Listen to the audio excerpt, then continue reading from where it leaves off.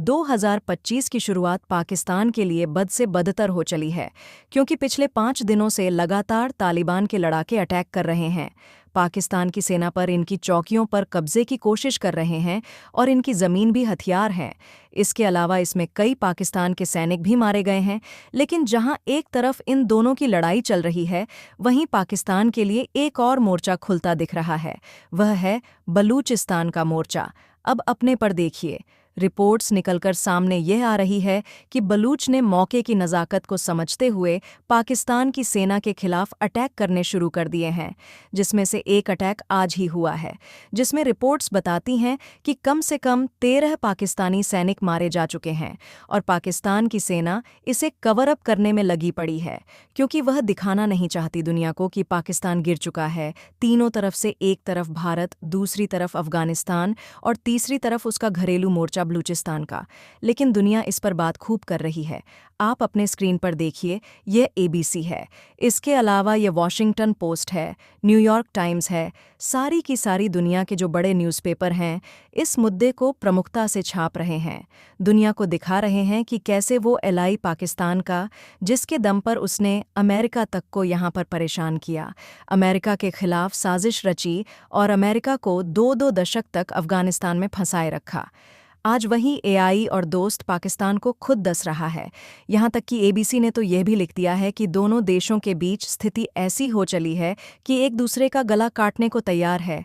ऐसी दुश्मनी हो चुकी है, यहाँ तक कि तालिबान के लड़ाके अपने जो कमांडर हैं, अपने जो लीडर हैं, उन पर प्रेशर भी बना रहे हैं कि एक ऑल आउट युद्ध किया जाए पाकिस्तान के साथ।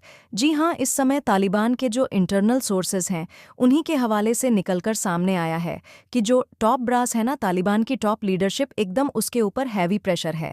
इस समय जो तालिबान के लड़ाके हैं, वो तालिबान के जो छोटे छोटे कमांडर हैं, वो सब मिलकर कलेक्टिवली एक प्रेशर बिल्डअप कर रहे हैं, एक माहौल बना रहे हैं पाकिस्तान के खिलाफ युद्ध का, जो कि पाकिस्तान के लिए बद से बदतर स्थिति है।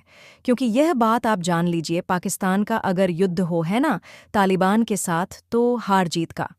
तो पता नहीं, ये बात निश्चित है कि पाकिस्तान एक बहुत ही ज़्यादा बुरा वक्त देखेगा। पाकिस्तान की हालत बहुत ही ज़्यादा बदतर हो जाएगी।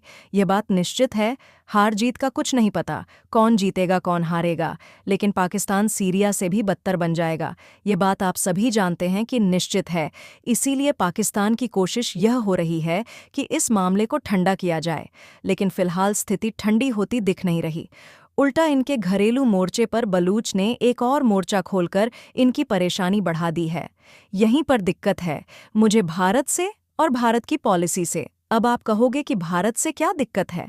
तो दिक्कत ये है, आप याद कीजिए, जब जब हमारा चीन के साथ विवाद बढ़ता है ना, बॉर्डर पर कि युद्ध हो सकता है चीन के साथ, उसी समय पाकिस्तान सीज फायर का उल्लंघन करता है, भारत पर तोप के गोले फेंकता है, गोलियां चलाता है और भारतीय सेना का ध्यान भटकाने की कोशिश करता है, ताकि भारत का पूरा फोकस चीन की तरफ ना हो पाए। यही तो मौका है कि हमें भी टिट फॉर टैट करना है पाकिस्तान के साथ। यही तो मौका है इन लोगों को सबक सिखाने का, इन्हें बुरी तरीके से फंसाने का। ये मजबूर हो जाएं, ये समझ ना पाए कि चौतरफा किसे किसे जवाब दें। यही मौका है ज़बरदस्त दबाव बनाने का, इन लोगों का भट्टा बैठाने का। और ऐसा नहीं है कि इसके लिए हमें कुछ बड़ा तामझाम करना होगा, कुछ नहीं करना। थोड़ा सा सीज फायर का उल्लंघन करना है, 2-4 टोप के गोले दागने हैं, थोड़ी सी सेना की डिप्लॉयड और कर दो पीओके के आसपास के इलाके में, और बस इतना काफ़ी है इनका ध्यान भटकाने का। इन्हें समझ में ना आए कि किसे किसे ये जवाब देते फिरे। हालांकि जो भी पाकिस्तान की सिचुएशन है, उस पर मैं बारीक नज़र बनाए हुए हूँ। अंदर से जो भी खबर निकलकर सामने आ रही है,